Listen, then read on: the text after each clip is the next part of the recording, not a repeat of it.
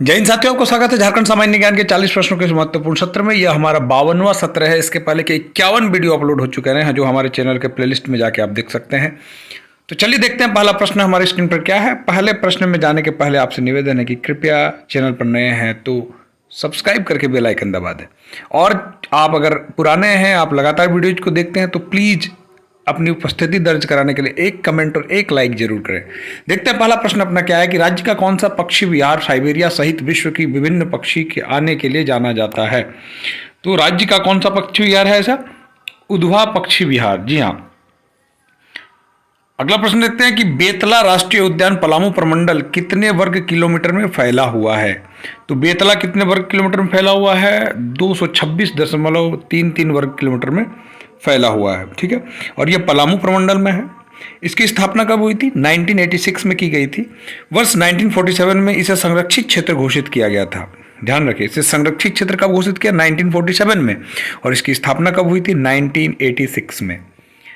अगला प्रश्न देखते हैं कि आपदा प्रबंधन के लिए ट्रेनिंग विद एनालिसिस कार्यक्रम पायलट कार्यक्रम के तहत किन दो जिलों में चलाया जा रहा है। तो ये रांची और धनबाद में चलाया जा रहा है। अगला प्रश्न देखिए कि जलवायु परिवर्तन पर झारखंड कार्य योजना किस वर्ष प्रकाशित हुई। तो 2013 में प्रकाशित हुई। करो या मरो अंग्रेज हमारी माटी छोड़ो का नाम किसने दिया था? ध्यान दीजिएगा, इसका नारा किसने दिया था? सिद्धू मुर्मू में दिया था, ठीक है। असल में झारखंड के 4 सगे भाई थे, सिद्धू, कानू, चांद व भैरव, ने अंग्रेज जमींदारों और साहूकारों के विरुद्ध 1855-56 में संताल विद्रोह का नेतृत्व किया था, जिसमें सिद्धू ने आंदोलन स्थल भोगनाडी में नारा दिया था कि करो या मरो अंग्रेज हमारी माटी छोड़ो। अगला प्रश्न देखिए कि वह झारखंडी स्वतंत्रता सेनानी जिन्होंने अंग्रेज सेनापति क्लीवलैंड को आंख में तीर मार गिराया था, यह कौन है? तो तिलका मांझी, जी हाँ। तिलका मांझी के ने जो है तिलका, इनके नेतृत्व में 1783 और 1785 के समय गुरिल्ला युद्ध और निपुण तिलका मांझी जबरा पहाड़िया ने तिलका विद्रोह के दौरान 1784 में क्लीवलैंड को तीर मार गिराया था। तिलका मांझी को 1785 में भागलपुर के बरगद पेड़ पर फांसी दे दी गई थी। ध्यान रखिएगा इस बात को। झारखंड का वो विद्रोही आदिवासी नेता जो अंग्रेजों के खिलाफ आंदोलन करते हुए अपने परिवार सहित लगभग 150 लोगों के साथ वीरगति को प्राप्त हुआ था। बुद्धू भगत, जी हाँ, बुद्धू भगत। बुद्धू भगत जो है कोल विद्रोह के अग्रणी नेताओं में बुद्धू भगत का नाम आता है, जिन्होंने अपनी जमीन छोड़ने तथा छीने जाने तथा उत्पीड़न से तंग आकर विद्रोह किया और अपने परिवार सहित अंग्रेज विशाल सेना से डटकर मुकाबला किया, लेकिन अंततः 1832 को लगभग 150 साथियों के साथ वीरगति को प्राप्त हुआ। अगला देखिए कि अबुआ राज एटे जाना महारानी राज टूडू का ऐलान किस आंदोलन में किया गया था। तो इसका जो है यह बिरसा मुंडा विद्रोह के दौरान किया गया था। ध्यान रखिएगा। बिरसा मुंडा आंदोलन कब चला था? 1895 से 1900 के समय बिरसा मुंडा ने ऐलान किया था कि अबुआ राज एटे जाना महारानी राज टूडू, जिसका अर्थ होता है कि अब मुंडा राज प्रारंभ हो गया और महारानी का राज समाप्त हो गया। अगला देखेंगे कि ब्रिटिश काल में पृथक प्रशासनिक इकाई के गठन की मांग को लेकर किस संगठन ने साइमन कमीशन को एक मांग पत्र सौंपा था। जी, तो ये छोटानागपुर उन्नति समाज ने ऐसा किया था, ठीक है। ये 1928 में छोटानागपुर उन्नति समाज द्वारा बिशप बॉन ड्यूक एवं जुएल लकड़ा के नेतृत्व में पृथक प्रशासनिक इकाई के गठन की मांग को लेकर साइमन कमीशन को एक मांग पत्र सौंपा था, जिसमें झारखंड क्षेत्र के आदिवासियों के लिए विशेष सुविधाओं की मांग की गई थी। अगला देखेंगे कि झारखंड राज्य के आंदोलन के लिए गठित झारखंड समन्वय समिति कुल कितने दलों को शामिल करने के लिए संयुक्त सम्मेलन का आयोजन किया गया था। तो 53। ध्यान दीजिएगा। अगला इसमें ऐसा है कि पृथक झारखंड का समर्थन करने वाले 53 दलों को आपस में संगठित करने के लिए उद्देश्य से 11-13 सितंबर 1987 को रामगढ़ के एक संयुक्त सम्मेलन का आयोजन किया गया था। इस सम्मेलन के दौरान झारखंड समन्वय समिति JCC का गठन किया गया था। अगला प्रश्न देखेंगे कि छोटानागपुर उन्नति समाज का विलय किसान सभा में किस वर्ष किया गया था। तो 1935 में किया गया था। अगला प्रश्न देखिए कि झारखंड के संदर्भ में कौन असत्य कथन है, जरा देख के बताएंगे कि असत्य कौन इसमें है। देखिए, सदानों की आबादी झारखंड की कुल आबादी के आधा से अधिक है, ये सही बात है। सदानों का झारखंड में मुख्य व्यवसाय खेती करना है, सही बात है। सदानों की भाषा को सादरी कहते हैं। और ये जो है डी, ये गलत है। प्रजातीय दृष्टि से सदान गैर आर्य थे। ठीक है, जरा देखिएगा, झारखंड से बाहर से आकर बसने वालों को आदिवासियों और अंग्रेजों द्वारा दिकू कहा गया है। ये झारखंड के गैर जनजातीय मूल निवासी हैं, लेकिन प्रजातीय दृष्टि से सदान आर्य थे। शेष 3 कथन सत्य हैं। सदानों की आबादी झारखंड की कुल आबादी का 60% है तथा इनका पेशा खेती करना व भाषा सादरी, जिसको सदानी कहते हैं। निम्न में से कौन जनजाति 12 हजारी एवं 13 हजारी उप विभाग में विभाजित है? ध्यान दीजिएगा, तो यह चेरो है, ध्यान दीजिएगा, है ना। चेरो जनजाति 12 हजारी एवं 13 हजारी उप विभाग में विभाजित है। भूमिजों के धार्मिक प्रधान को क्या कहा जाता है? तो भूमिजों के धार्मिक प्रधान को लाया कहा जाता है। ठीक है, अगला प्रश्न है आपके स्क्रीन पर कि निम्न में से युग्मक बेमेल कौन सा है? इसमें बेमेल कौन सा है? तो देखिए, घोटुल संताल बिल्कुल सही, गितियोड़ा बिरहोर सही, धमकुरिया उराव सही, ये वाला एक गलत है। ठीक है, असल में जो है ये कोडवाहा सुरैया पहाड़िया के वो युवागृह है, ये गोंड का नहीं है, ये सुरैया पहाड़ का है।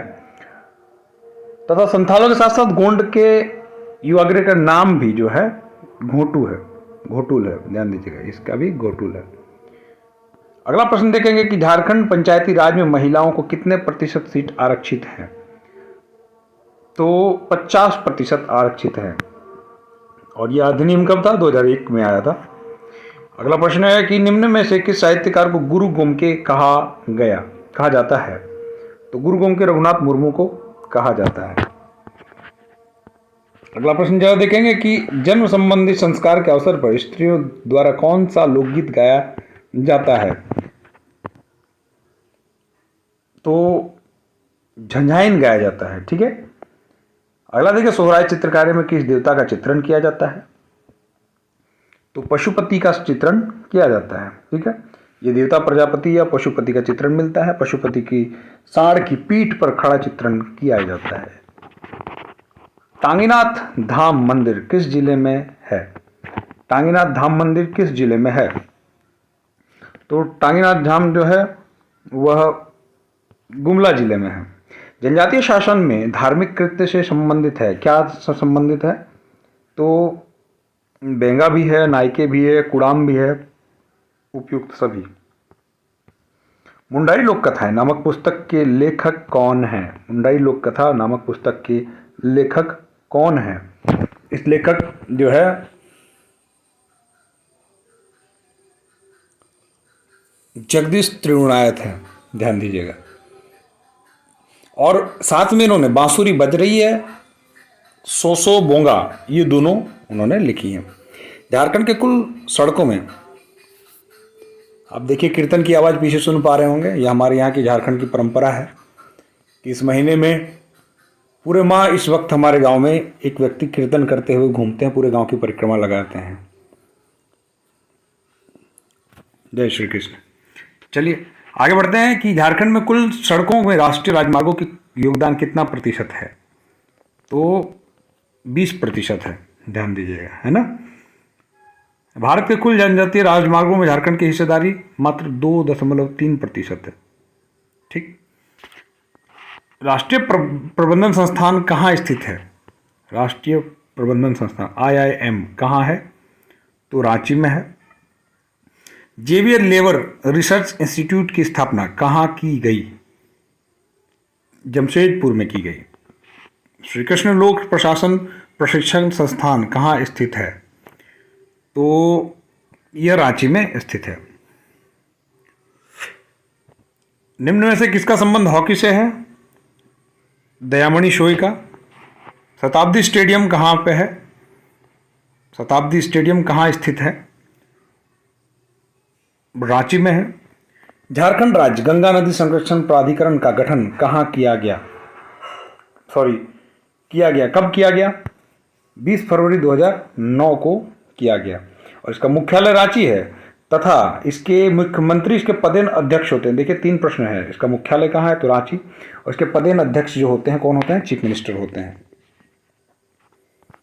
अगला देखिए प्रश्न की झारखंड क्षेत्र में वनों के प्रबंधन का सर्वप्रथम प्रयास किया गया था। कब ऐसा किया गया था? तो JF हैबिट द्वारा, इनके द्वारा किया गया था। वनों का समुचित प्रबंधन करने के उद्देश्य से 2001 में संयुक्त वन प्रबंधन संकल्प भी प्रतिपादित किया गया है, ध्यान दीजिएगा। फोर्ब्स इंडिया की सेल्फ मेड वुमन सूची 2022 में झारखंड की जंसिता केरकेट्टा को शामिल किया गया। जंसिता केरकेट्टा का किस क्षेत्र से संबंधित हैं? तो यह कवि और लेखिका हैं, ठीक है। फोर्ब्स इंडिया के सेल्फ मेड वुमन सूची 2022 में झारखंड की कवि, लेखिका, स्वतंत्र पत्रकार जसिंता केरकेट्टा को शामिल किया गया है। फोर्ब्स इंडिया ने अपने 16 दिसंबर के अंक में देश भर से अलग अलग क्षेत्र की 20 महिलाओं को सेल्फ मेड वुमन के रूप में चुना है। औरंगा जलाशय परियोजना किस जिले में स्थित है? तो यह पलामू जिले में स्थित है। अगला, ईचा एवं गाजिया बांध किस नदी में बनाई गई है? देखिए, ईचा एवं गाजिया बांध किस नदी पर बनाई गई है? ये खरखई नदी पर बनाई गई है। अगला प्रश्न है कि जवाहरलाल नेहरू जैविक उद्यान कहाँ स्थित है? तो यह बोकारो सिटी में है। अगला देखेंगे कि JEPIT Jharkhand agency to promotion of information technology का गठन कब किया गया? तो 2004 में किया गया था। JEPIT का गठन 29 मार्च 2004 को सोसाइटी रजिस्ट्रेशन एक्ट 1860 के अंतर्गत किया गया, ध्यान दीजिएगा। अगला प्रश्न है कि झारखंड के सर्वाधिक वन क्षेत्रफल वाला जिला का सही क्रम कौन सा है? इसका सही क्रम बताएंगे कि इसका सही क्रम कौन सा है? तो यह पश्चिमी सिंहभूम, लातेहार, चतरा में है। अगला प्रश्न जरा देखेंगे कि झारखंड में रबी फसल के अंतर्गत किस फसल की खेती सर्वाधिक क्षेत्र पर की जाती है? तो यह चना की खेती की जाती है। यह देखिए, आर्थिक समीक्षा 19-20 के अनुसार झारखंड में रबी फसल के अंतर्गत सर्वाधिक क्षेत्र पर चना 25% तथा दूसरे स्थान पर गेहूं 20% की खेती की जाती है। शंख नदी झारखंड के किस जिले से होकर निकलती है? तो शंख नदी जो है गुमला नदी से होकर निकलती है। पुनर्स्थापन और पुनर्वास नीति के तहत परिषद की वर्ष में कम से कम कितने बैठकें आयोजित होनी चाहिए? तो यह 2 बार आयोजित होनी चाहिए।